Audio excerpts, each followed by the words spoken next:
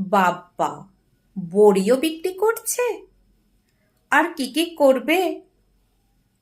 যারা এসব বলে অট্টহাসি হাসেন, কলতলা বা চায়ের দোকানে গরম চপের মতো গরম আবহাওয়া তৈরি করেন, তাদের জন্য কিছু সময় নষ্ট করে আমার এই পোস্ট। শুনুন, আমি শিরদাঁড়া ছাড়া সব কিছু বিক্রি করি, শুধু ওটাই করি না।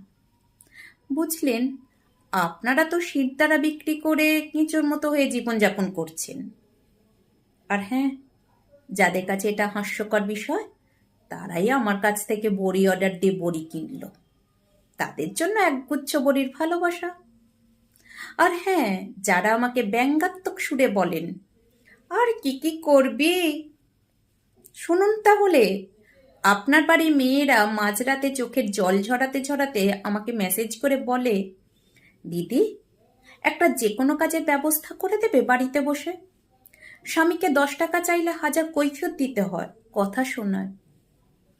তাহলে এটা আমাকে অহংকারী বলুন, ভাবুন, যা ইচ্ছে, মুখরা বলুন, আমার কিচ্ছু যায় আসে না। কারণ দিন শেষে আয়নার সামনে মুখোমুখি হতে পারাটাই আমার কাছে সবচেয়ে বড় ব্যাপার। আমি যে কোনো কাজ গর্বের সাথে মাথা উঁচু করে থাকি, যাতে মানুষের পাশে দাঁড়াতে পারি। কারণ আমার কাছে কোনো কাজই ছোট বা বড় নয়। আর কত? আপনারা নিজেরা তো বদলাবেন না, অন্তত নিজেদের সন্তানদের রোজগার করতে শেখান। ভালো ছেলে দেখে বিয়ে দিয়ে দিলেই হবে? আত্মসম্মান বোধের, আত্মনির্ভরতার পাঠটাও শেখান। আপনাদের জন্যই তো ওরাও পিছিয়ে পড়ছে। কি আর করা যাবে বলুন? আমি এরকমই। জন্মানোর সময় মুখে তো কেউ আর মধু দেয়নি, তাই স্পষ্ট কথা স্পষ্টভাবে বলতে ভালোবাসি।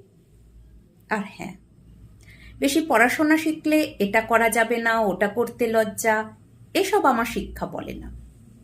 ডিগ্রিধারী হলে শিক্ষিত হওয়া যায় না, বুঝলেন? তাই আমি যে কোনো কাজ গর্বের সাথে সৎ পথে মাথা উঁচু করে থাকি। আমার কাছে কোনো কাজই ছোট বা বড় নয়।